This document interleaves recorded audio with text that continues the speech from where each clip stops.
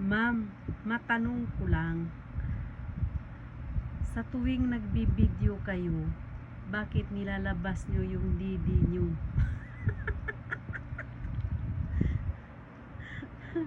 Sasagutin ba kita o hindi? Sige, sagutin kita.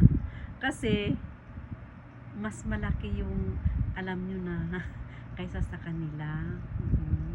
At saka, kaya kong ipakita at hindi nila kayang ipakita yung kanila. Oo. Ngayon, pero cleavage lang naman yan. Cleavage lang yan. Wala pa yung ano ko, yung suso ko. Wala talaga. Pag sinabing suso, ito yun. Cleavage sa gilid lang yan. Cleavage lang yan.